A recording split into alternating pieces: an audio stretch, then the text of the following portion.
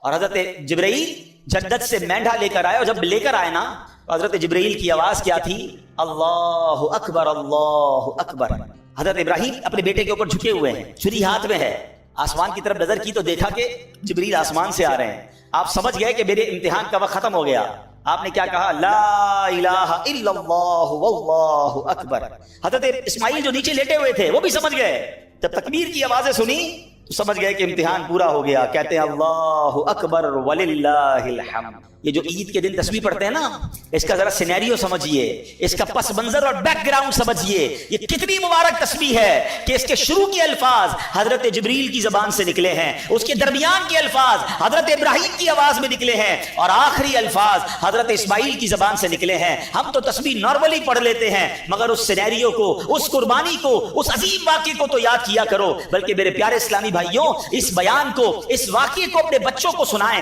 آج ہمارے سامنے تو ہم نے اپنے قربانی کو ایک فیسٹیول بنا دیا ہے۔ جناب جانور آ رہے ہیں، تصویریں کھینچ رہی ہیں، ہم گھما رہے ہیں، پھرا رہے ہیں، اور ذبح کے بعد جناب پھر اس کی باربیکیو پارٹیاں ہوں گی۔ کون بتائے گا بچوں کو؟ کون یاد کرے گا اس قربانی کو؟ ارے سوچو تو صحیح، 99 سال کی دعاؤں کے بعد بیٹا ملا تھا اور اس کو ذبح کرنے چلے تھے، ہمیں کہا گیا صرف جانور قربان کر دو۔ ذرا سوچیے اگر ہم سے کہہ دیا جائے کہ کم از کم زندگی میں ایک بار سب اپنا اپنا بچہ ذبح کرو، ہم کرتے؟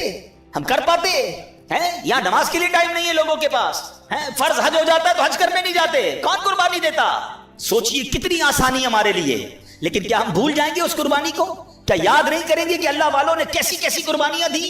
اللہ ان کے صدقے ہمیں کچھ اپنے معمولات کو سدھارنے کی توفیق عطا فرمائے۔ اب اس تسبیح کو ذرا اس تصور میں تو پڑھیے نا کہ سبحان اللہ، پہلے حضرت جبرائیل کیا کہہ رہے ہیں، اور پھر حضرت ابراہیم، اور آخر میں حضرت اسماعیل مل کر پڑھیں گے اللہ اکبر اللہ اکبر لا الہ الا اللہ واللہ اکبر اللہ اکبر وللہ الحمد اللہ اکبر اللہ اکبر لا الہ الا اللہ واللہ اکبر اللہ اکبر وللہ الحمد اللہ اکبر اللہ اکبر لا الہ الا اللہ واللہ اکبر اللہ اکبر وللہ۔